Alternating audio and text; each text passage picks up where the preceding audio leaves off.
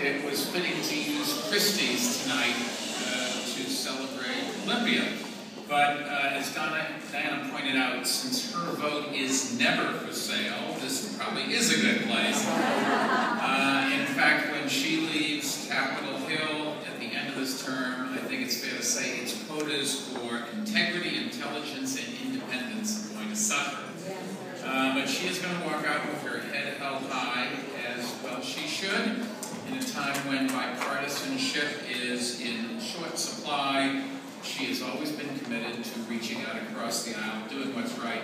And if you think about it, democracy is about people getting together and coming to a compromise where everybody gets something, but nobody gets everything. And unfortunately, we seem to have forgotten that in Washington.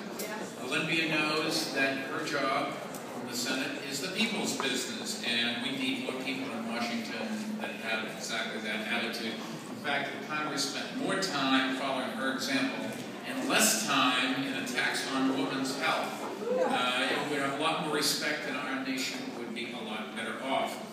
Throughout her long career in public service, I can tell you from my experience with her, she has been unswerving, whatever the word is, unswerving in her commitment to women's health and keeping politics out of the doctor's office.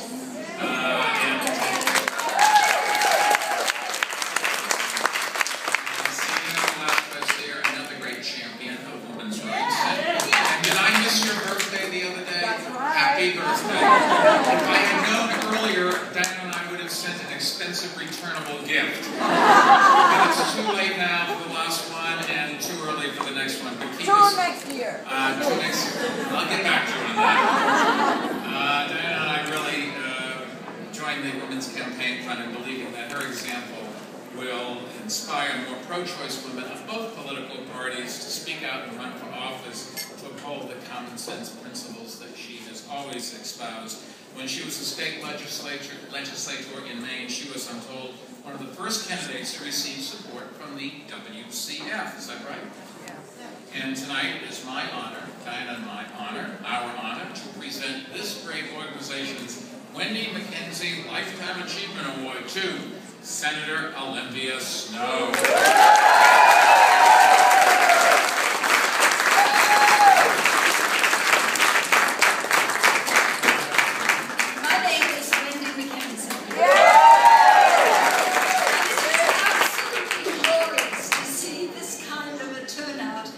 As many of you know, I've been involved about as long as Olympia when she first ran for Congress, and she has been the kind of image and star that this bipartisan organization is going to make more of, clone, develop. It is an extraordinary need. We have never needed it so much. This is a very bittersweet moment. She has been our champion, women of all backgrounds, and God bless you.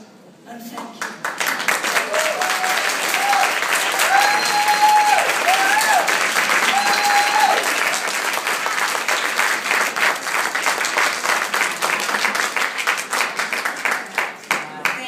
Thank you very much, Mayor Bloomberg and Diana and Wendy, for those tremendous words of support.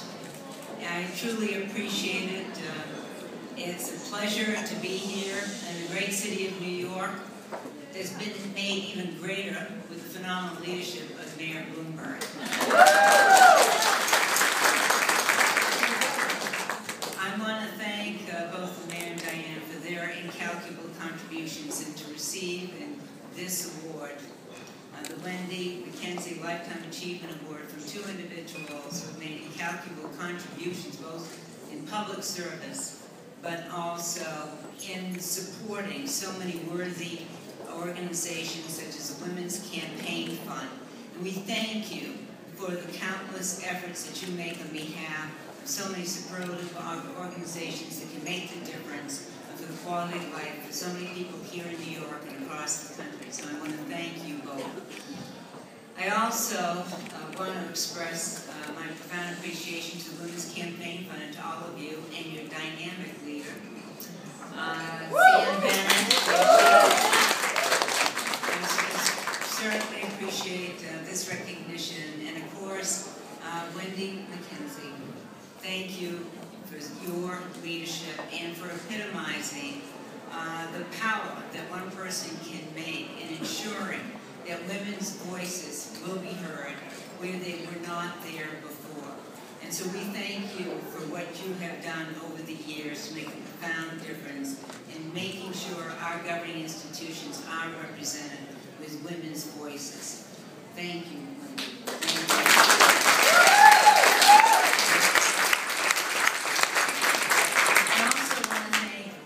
Tonight's a remarkable turnout, which I think speaks volumes to the relevance of the Women's Campaign Fund, the incredible role that they continue to play and will play in the future in the political realm.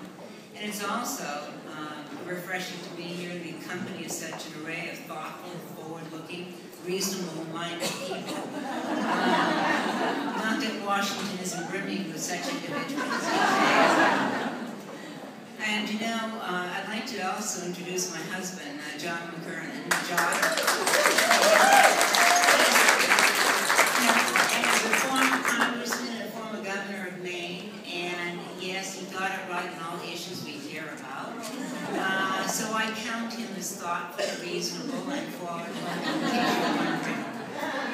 As Mayor Bloomberg indicated, when my candidacy in 1978 to the U.S. House of Representatives was in its infancy, I was the recipient of the first check, one of the first checks from the Women's Campaign Fund.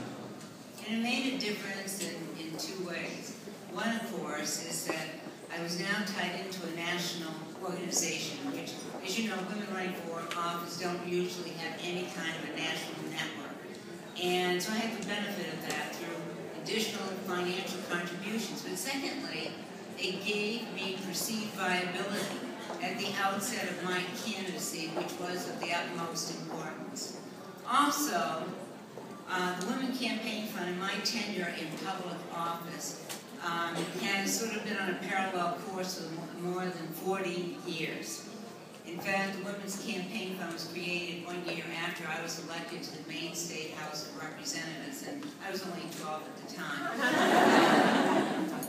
But no question that that service in the Maine State Legislature made all the difference. And that's why I can say firsthand how critical it is for the Women's Campaign Fund to contribute to candidates at all levels of government, to provide a strong bench for